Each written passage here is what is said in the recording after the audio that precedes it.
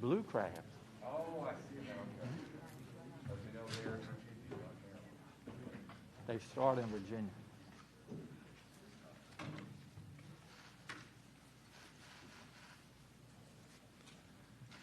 Well, hello and good afternoon, and I thank you all for joining us or watching from elsewhere today.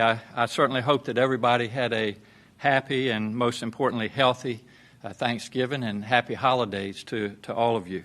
Today I want to talk about Virginia's COVID numbers as well as our vaccine preparations.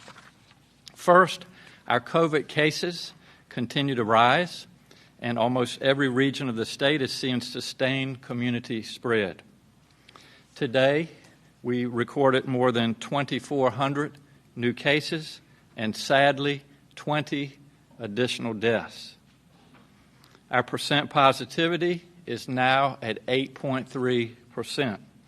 It was around 5% just a few weeks ago, and since we last spoke, we have passed a very sad milestone. More than 400,000 Virginians have died because of COVID-19. Our hospitals are seeing higher numbers of people hospitalized with COVID than they have during this pandemic.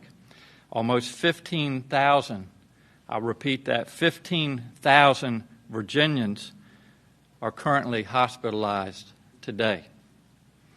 When we put Virginia's numbers into a national context, we're still doing well, as you see in this New York Times graphic.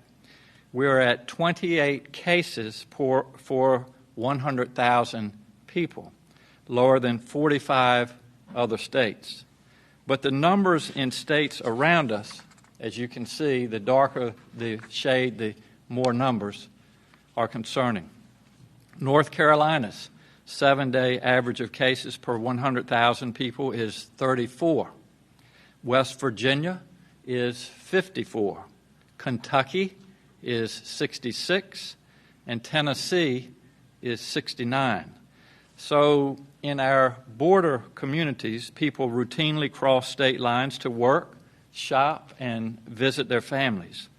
What happens in these other states affects us here in Virginia. For example, health officials believe Tennessee's lack of a mask requirement and other restrictions has increased the spread of the virus in neighboring Virginia communities.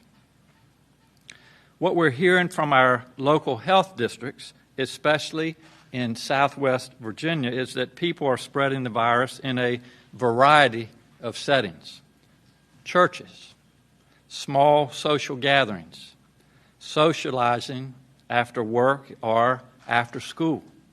Health directors tell us that schools and workplaces are largely doing well to follow the requirements, but that the virus is spreading when people gather with friends or coworkers after work or school. They're also seeing the virus spread in family gatherings. In fact, in the Mount Rogers Health District, for example, entire families are already in quarantine after a Thanksgiving exposure. What all of these settings have in common is that people are getting together, often indoors, in places where they feel safe, and they let their guard down. Virginia, you know the truth.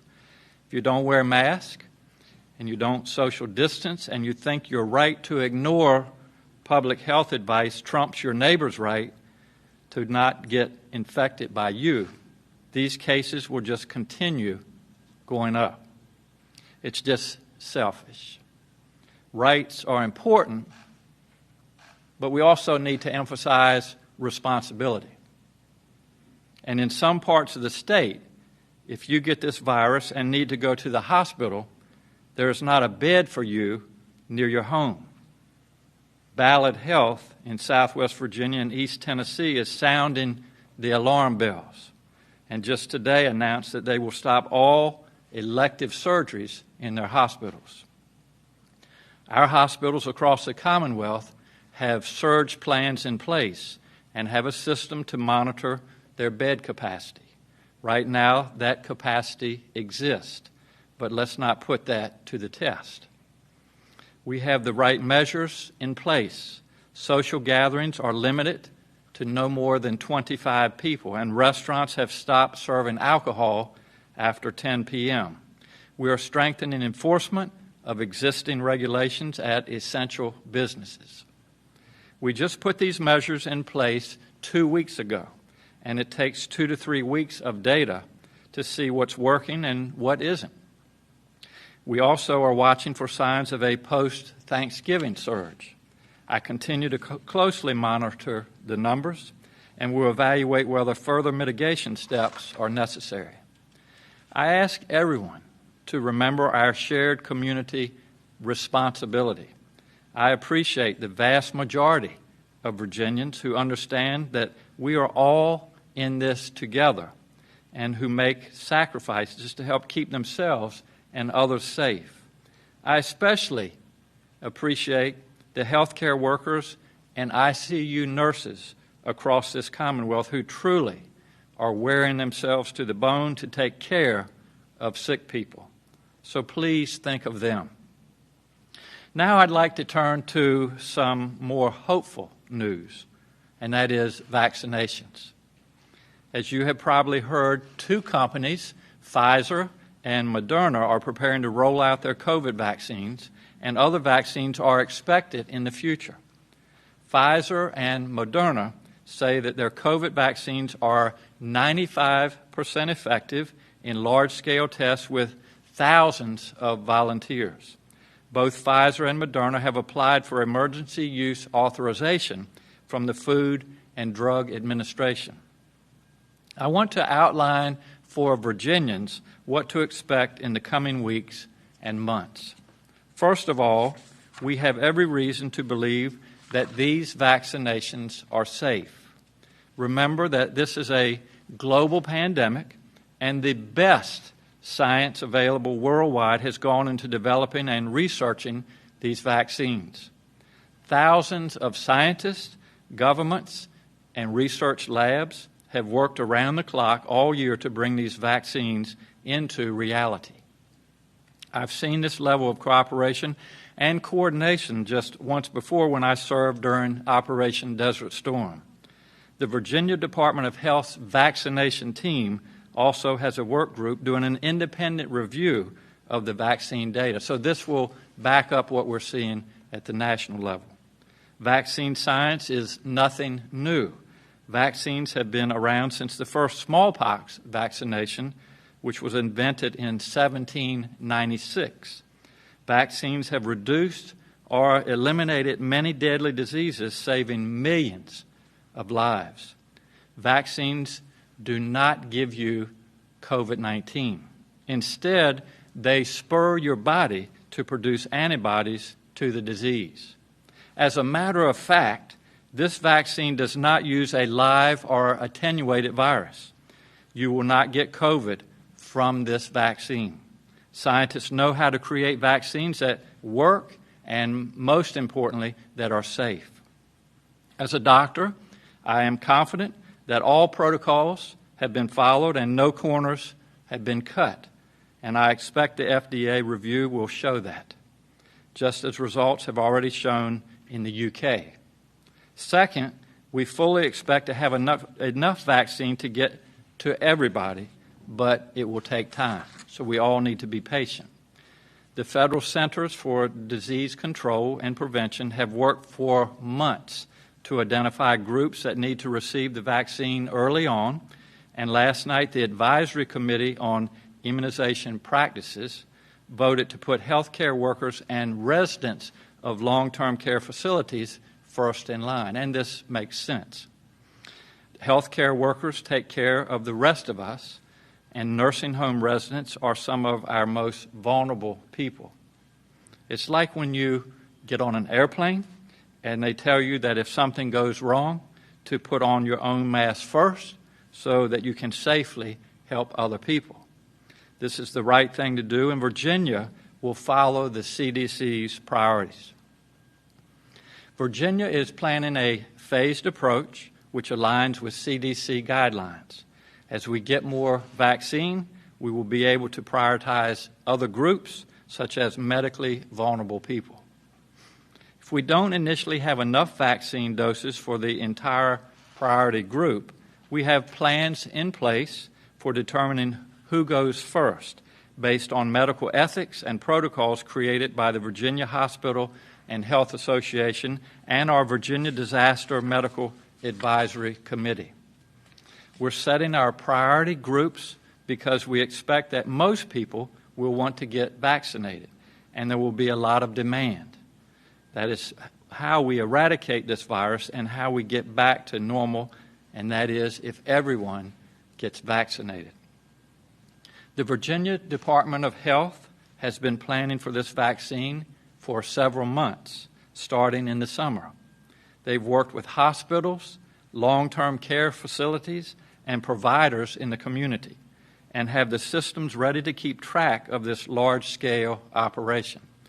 VDH's vaccination planning has also included members of our Health Equity Working Group to ensure that vaccination distribution is equitable and that it is fair. It's important to remember that VDH, our Virginia Department of Health, has decades of experience with vaccination programs and public health emergency preparedness. They know how to vaccinate people safely and efficiently. VDH has worked to develop a detailed distribution plan that ensures we get vaccines to every part of the Commonwealth and every population fairly and equitably. So here's what we expect to happen next. Assuming the FDA grants Pfizer emergency use request, vaccine doses will ship to the states immediately. This could happen as early as mid-December, just a couple weeks from now.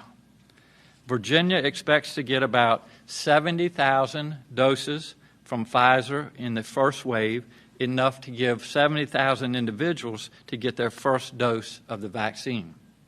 This will happen at hospital systems or facilities equipped with ultra-cold storage facilities which exist in each region of our Commonwealth.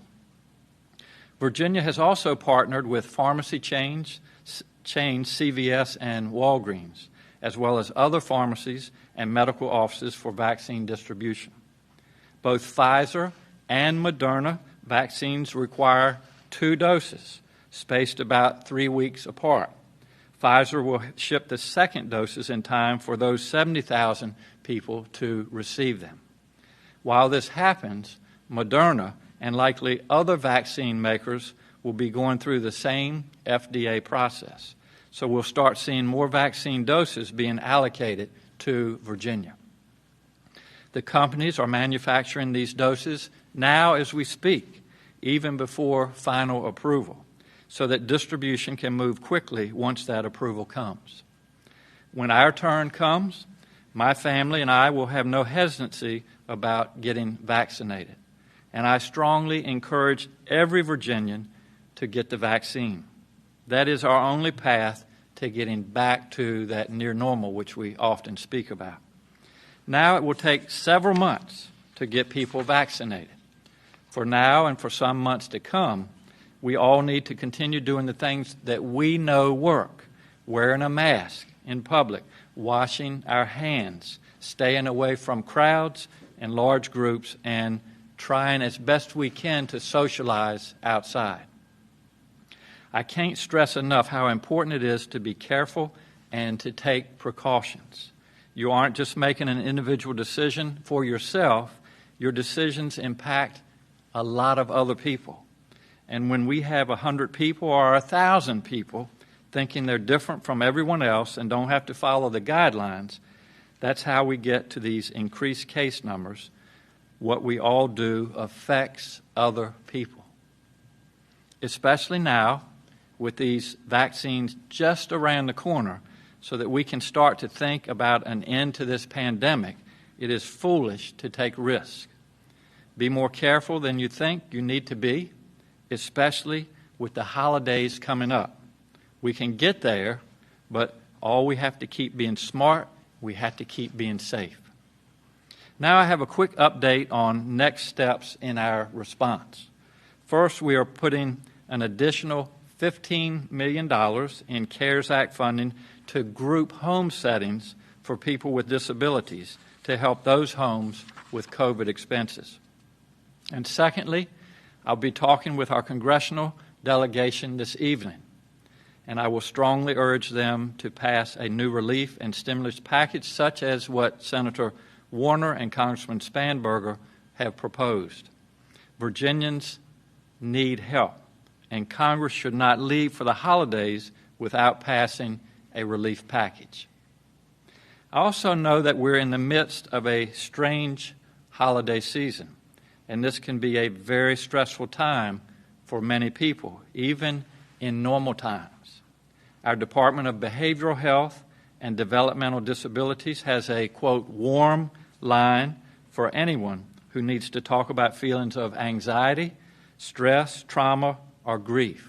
And anyone in Virginia can call or text this line at 877-349-6428. And I'll repeat that, it's 877-349-6428. In closing, the vaccine news is extremely, extremely hopeful. It is the light at the end of this very long and dark tunnel.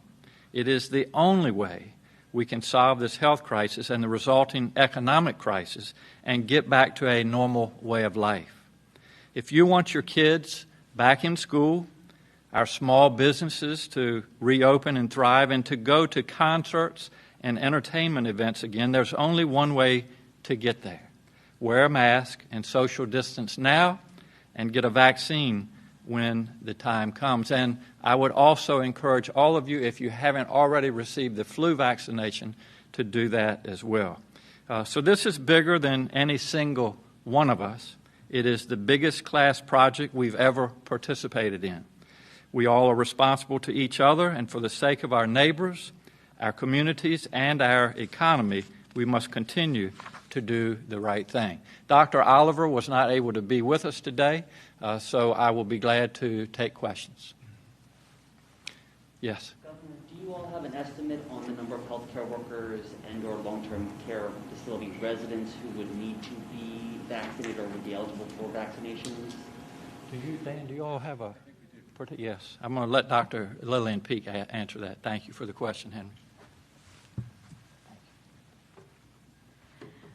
Good afternoon. We are still working on those estimates. We're working with the Virginia Hospital and Healthcare Association and CDC, but we estimate the two groups together are about 500,000 people. Yeah.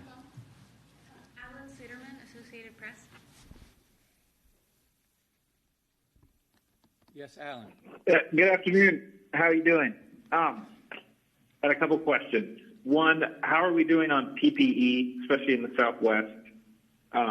Two, when is the timeline for when we'll know when we'll have enough doses for nursing home residents?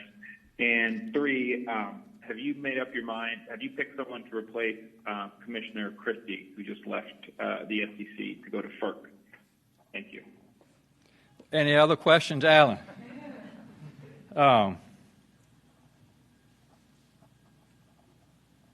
As far as PPE, the personal protective equipment, there have been some areas in the Southwest, Alan, that are on short supply. We've been in touch with them. We have the stockpile in Virginia. It's just a matter of logistics and making sure that we get the supplies to them. So if there's anybody across the Commonwealth, whether it be our clinics or whatever, if they'll let us know, we have the PPE in Virginia, and we'll continue to receive new supplies. So I would just encourage them to let either their local health departments or the emergency management offices in their localities know that, and we'll be glad to help with that.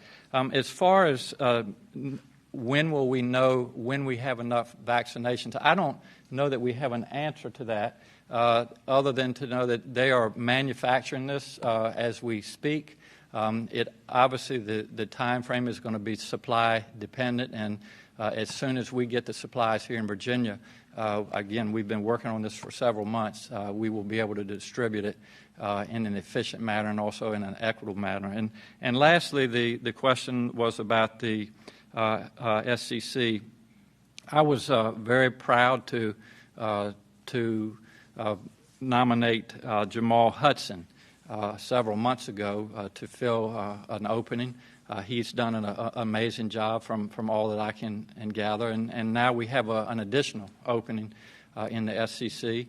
I have been in communication with various people, particularly our legislators, and one name in particular has come to mind, and that's Angela Navarre. Angela was Deputy Secretary of our Commerce Department, and prior to that, Natural Resources. She's also an attorney. She is very experienced in energy policies, and so with the support of the legislature, at least those that I have talked to, I plan to appoint her to fill that vacancy, and that will be in the early part of January. Yeah, with scarce supplies for vaccines up front, there's been some debate over whether healthcare workers or long-term residents should be the very first. With those initial 70,000 shipments you mentioned, the two groups make up about 500,000 people. So has the administration made any decisions about which should go very first and why? Yeah, that's a great question. Lillian, do you want to address that? But we do have a committee, and Lillian can expound on that, but it's been addressing that very issue. Thank you. So we do have a process in place to determine which groups would be of the priority groups, the larger ones, how we divide them into smaller groups while we have more limited vaccine. And we're working through that process now. We should have a decision by the end of the week. When you submit that plan to the federal government, when those specifics will be outlined? Yes. Tim Barber, ABC7. Hi, Governor. I'm curious, it looks like we might be seeing a post-Thanksgiving surge in the next couple weeks. That seems like it might be likely. I know that we're waiting to see where the last regulations kind of fit us in the current COVID numbers. But if these numbers continue to rise, what kind of regulations might you be looking at next? I think it's important for families and businesses to be able to anticipate your next move. That way they could start planning. So what things would you be looking at? What kind of regulation? Yes, I appreciate the question. The question was, we're already seeing numbers that are trending in an unfavorable direction, and his particular question was about a post-Thanksgiving increase in numbers. And, my answer to that and what measures we would take to mitigate those increased numbers. And really, the way I look at this, and I get up every day, and it's all about looking at the data. And the first step is what's causing the rises in numbers. Where are we seeing those in the Commonwealth? And as I mentioned during my initial comments, they're happening where people are gathering in large gatherings, especially indoors. And they're also happening in places of worship. And so we're reaching out to our community leaders. We're reaching out to our faith leaders, and just asking everybody to be part of the solution. And again, that is just so important, especially for our hospital capacity as we move forward until we have the population vaccinated, that we keep that curve flat. So I don't have any particular measures to mitigate this that I am prepared to announce, other than to say that all options are on the table, and we will continue to confer with our team. We do that on a daily basis, and if and when we need to do that, I'll make those announcements. How are you doing today? I'm well. Thank you for asking. As you may know, people of color have had issues with medicine from years back. And there seems to be a small contingent of people of color who say they will not take the vaccine and telling other people not to take it. You kind of talked a little bit about the safety of the vaccine, but wondering if you could go maybe a little further with your views. And then on sidebar, the Campbell County Board of Supervisors have just voted unanimously to make Campbell County a First Amendment sanctuary county, if you will. Of course, as you know, this happens periodically or throughout the Commonwealth. And it may mean that law enforcement may not enforce some of your mandates, if you will. Wanted to get your response there. Yeah, let me address the second part of your question, Andre. And, I expect that law enforcement will be part of the solution here. And I would remind everybody in Virginia that we are not the enemy. This should not be divisive. It shouldn't pit one group of Virginians against another. The enemy is the virus. And so we all need to work together to attack the virus, not each other. And so if I have the opportunity to speak to anybody, I will reiterate that with my fellow Virginians. As far as your question about people that are perhaps reluctant to take the vaccination, we are certainly aware of that and hopefully as understanding as we can be. I want to give you a quick example of what happened with testing. And we had the same concerns and challenges with testing in some of our communities through Virginia. We planned and advertised for a testing day and site in Hampton Roads, and only several people, about 5 people, showed up. And so together we asked the question, what's the deal here? Why did this happen? And so one of our faith leaders actually said, I can tell you exactly what happened. People don't trust what's going on right now. And I'm not going to reiterate the history of testing, especially in African Americans as part of our history, but we certainly understand that. But anyway, the faith leaders, what they did is they put together a video clip. We actually played it here.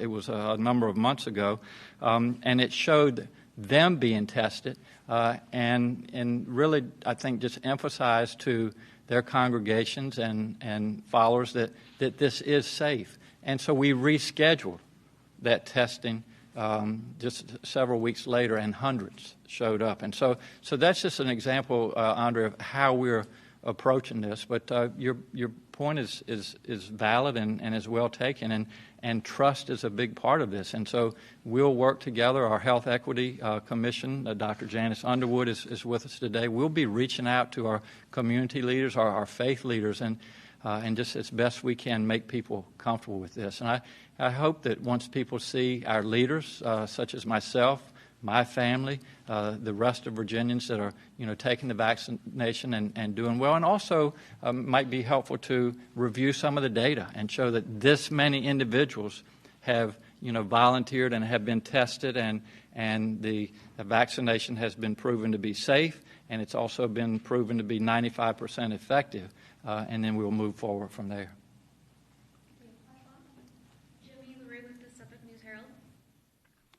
Governor, thank you for taking my call. So many are feeling, hopeful about an impending rollout of one or more of the COVID-19 vaccines.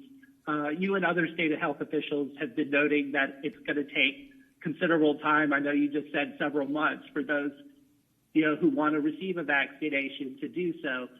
With that said, and knowing that COVID-19 has especially affected older Virginians in nursing homes and assisted living facilities, and now, entering a period of spiking, COVID-19 numbers, coexisting now with flu season, what's being done to help people at these locations stay safe, from, COVID-19, and in particular, what's being done to ensure that these locations have the adequate PPE testing and staffing available?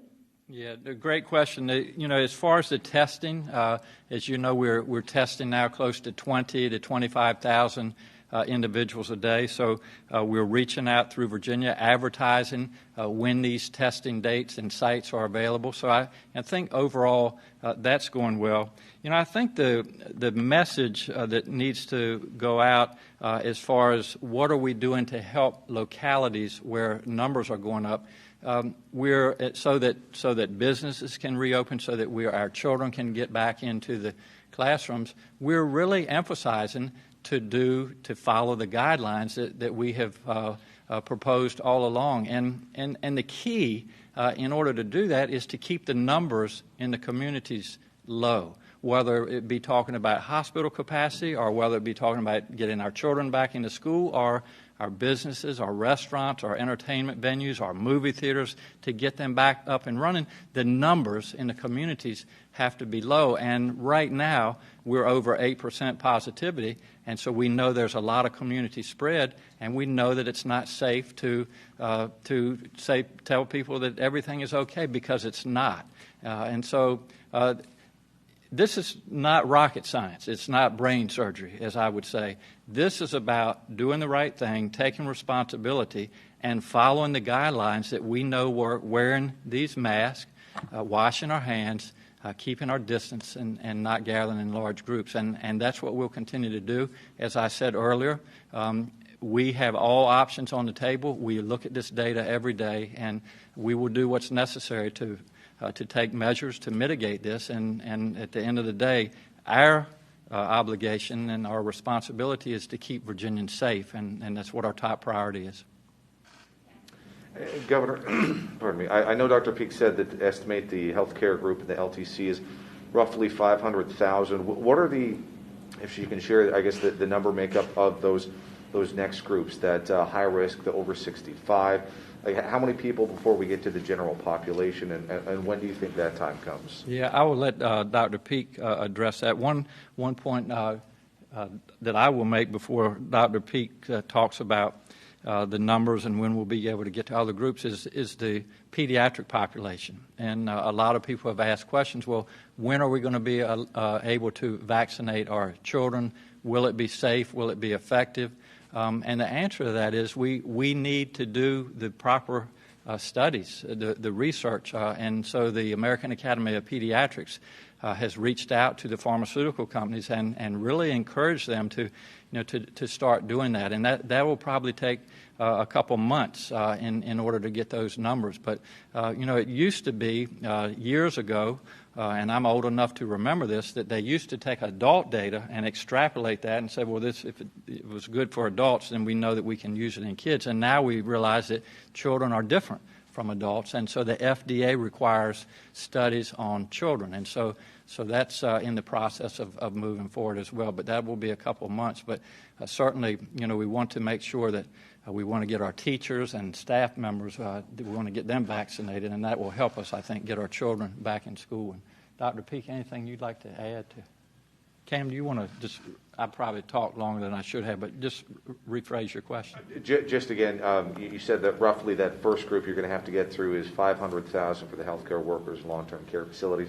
Do you have rough numbers for how much of the population of Virginia makes up that next group of the at-risk or the over 65, and what chunk is that general population, and when do we start getting to them? Sure. So ACIP has released some guidance on the different phases, and phase 1A, as we said, is healthcare personnel and long-term care facility residents. The next two phases are essential workers and then people who have medical risk and who are over 65. So the ACIP only released more details about this first group 1A. So we're waiting for the FDA approval to go through. We want to make sure we understand what the definitions of the next groups are, and then we'll be working on those plans.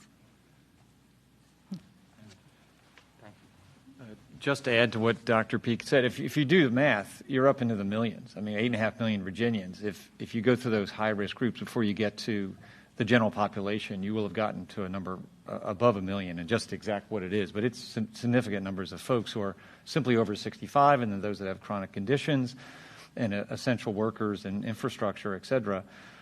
It's millions of folks. So it'll be a ways before we get to the general public. Thanks, Dan. Next, we'll go to Bill Atkinson with the Progress Index. Thank you very much. Governor, good afternoon. You were talking earlier about the hospital situation in Southwest Virginia and how they are going to possibly cancel the elective surgeries for the time being. Early on in the pandemic, hospitals were facing several capacity crises, as we all know. Are we at the stage right now in the second wave? Are we heading in the same direction of a worst case of circumstances at the hospitals than before? And how can we apply any of the lessons we learned from that early time to addressing the hospitalization rate at this stage of the pandemic? Sure. I appreciate that question. And I think for those of you that didn't hear it, he was referring to what have we learned and how we were making decisions across the Commonwealth to mitigate these increased numbers of our hospitalizations. A couple of things I would say. While we have an increase in hospitalizations, we are better. When I say we, the healthcare providers are better at taking care of these individuals. They have better medicines, whether they be monoclonal antibodies or remdesivir or the use of steroids. And so they're able to keep individuals off of ventilators much better than they were initially. So they're better able to handle those individuals that are in the hospital. The largest concern for our capacity right now is not so much bed space, it's not so much ICU space, not so much ventilators, it's the staff. And some of the areas in Virginia, especially in rural Virginia, just don't have the bench of providers that they need. And so the hospital systems, including Ballot, are looking at measures to take on how they can bring staff in to help with this. We talked last week about transporting individuals. Obviously, we'll work with our hospitals and look at staff issues prior to transporting. It's always better to have someone in a hospital close to their home. And then finally, what I would say, we made a decision early on in this pandemic to ask the hospitals to discontinue elective surgeries. And they were gracious enough to do that, and I think that helped with their capacity. We also looked at alternative care settings where we were planning on building other structures to take care of these individuals. Well, again, this now has become geographically diverse, so that there are some areas of Virginia, such as out in the Southwest where Ballad Health is, that are having difficulty with their staff, with being able to take care of the individuals. But there are other systems, healthcare systems in Virginia, that are nowhere near hitting their capacity. So rather than do a blanket change or mitigation, that we're allowing the healthcare systems to make those decisions. But I will tell you that we're working very closely with them. Our epidemiologist, our Commissioner of Health, Dr. Oliver, and our Secretary of Health, Dr. Carey, are in daily communication with our hospitals and with our healthcare systems to make sure that we're able to take care of Virginians who require hospitalization. Off of that, Ballad has addressed the healthcare worker shortages. So is the state doing anything, from a state level to help address that? I don't know if that could include the National Guard, the Medical Reserve Corps. And then just to follow up, are we at the point yet where we are having to transport some patients from their home hospital system outside that? It's a great question. I will let Dr. Carey address that. Thank you. Thank you. The question really was, have we gotten to the point, and I may need to be a reminder if I've missed one, is have we gotten to the point, or what was the state doing primarily for staff? And we talked to Ballad Health last week, and we have continued conversations, and there's a couple of specific things. First, you mentioned the Medical Reserve Corps. We are seeing what are we don't have emergency room nurses and ICU nurses ready to go. There are a few, and that's terrific if they're able to be available. But can we perhaps, on the margin, backfill certain positions for a short-term basis? So yes, the Medical Reserve Corps option. So those conversations are occurring between Ballad, the local health directors, and the team here essentially over the Medical Reserve Corps. Second, there was a significant discussion about how to convert pre-hospital folks, paramedics, EMTs, under the direction of registered nurses. And there's a lot of flexibility actually under the Board of Nursing. So our Board of Nursing was connected to them, the leadership, Dr. Brown, the Department of Health Professions, and the team at the Board of Nursing to explore, are there any barriers that we could address to allow folks to come in from the pre-hospital setting to the hospital setting to extend the care that's provided. But there's a cost to that, obviously, because we hear from the pre-hospital folks that they're running into shortages as well, so that our EMTs and others are being stressed in Southwest. So those are the main options, is to look at repurposing healthcare personnel to the inpatient setting. But again, remember exactly what the governor said was exactly what the team at Ballard said. What we need from the state is not to deal with the downstream consequences, as serious as they are. We need help, and if you have it, send it. But let's get to the root of the root here. The root of the root is that, as the governor has emphasized, those simple behaviors of wearing a mask, keeping your distance, washing your hands, staying home when you're sick, are the way that we're going to turn this around. We know that we can do it, and the majority of Virginians are doing it well. But we need to double down on those efforts, even during the holidays, especially during the holidays. So again, there are things that we're doing, and we've outlined them, but we don't want to get too focused on that when the root of the root is the behaviors that we know we can change for ourselves, for our loved ones, for our health system, and for our neighbors. Critically important. Are we at the point yet in any areas of the state where patients are being transported to hospitals out of their community for care? Within Ballard, they are moving people around from one hospital to another. They try to keep them, from the discussion we had last week and previously. We do have across Virginia, we've got, as the governor indicated, 3,000 or 4,000 beds available, and in surge beds, another 4,000. But as we've indicated, it's the staffing that's going to run into shortages prior to that. So in those conversations, again, transportation would be seen as a latter stage event. So no, we are not moving them, for example, up to other regions, either of Tennessee or up to, for example, Carilion Health System or UVA Health System further up I-81. So not yet. Thank you, Dan. One more left. You mentioned teachers, and I wondered if you had anything more specific about how they might line up and whether you're getting any requests or inquiries about that from teachers groups or what have you, parents. Yeah, Laura, I appreciate the question. The question was, are teachers requesting or asking about when they will receive the vaccination? And teachers, along with a lot of various groups, are inquiring about where in line I will be. And certainly, Laura, we've said all along, we want our children to be back in schools as soon as we can. And so to have our teachers and staff, school bus drivers, all these individuals, to have them have the vaccination available is very important.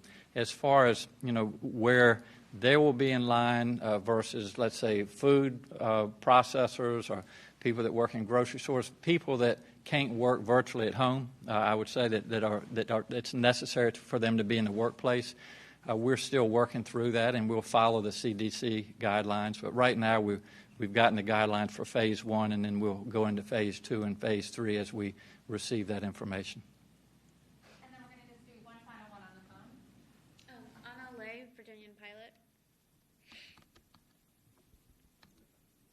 Yeah, with the understanding that you will be following CDC guidelines to prioritize people getting the vaccine, I'm curious to know if priority will be given geographically as well, given that infections and deaths seem to be hitting the state harder than others.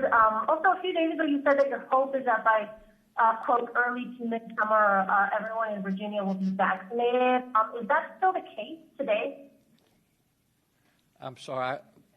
If someone understood that, if they could... Yeah, she asked about regionally distributing the vaccine. Uh-huh. And then, can you repeat the second part of your question, please? Yeah, of course.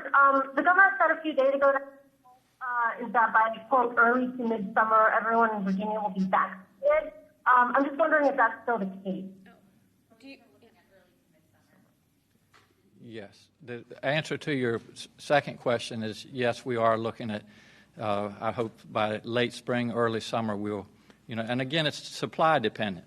So if we get the supply from the pharmaceutical companies, then we're ready in Virginia to distribute. And I couldn't totally understand, Lane, but the first part of the question was as far as the different regions. Yeah, and I think Lily might have. You want? Thank you. Hi. We are. We are working on our distribution plan to ensure that the vaccine gets to all parts of Virginia, and we're looking at doing that equitably, and so that is part of our planning. All right. Well, thank you all again for being with us. A little bit lengthy today, but a lot of information, and I think a lot of hopeful information. As we said during our comments, there is definitely light at the end of the tunnel, but it's going to be a few months. So, again, just please be vigilant and follow these guidelines and think of others. Think that we all have responsibilities in this. We're all part of the solution. So thanks for being with us today. And especially, again, I always like to take the opportunity to thank the press. We wouldn't be able to do what we do without your help, without getting accurate and up-to-date information to our Virginians. So we really appreciate you all being here and all the good work that you do for the Commonwealth. In the meantime, happy holidays to everybody, and please stay safe and stay healthy, and that's for your families as well. Thank you all so much.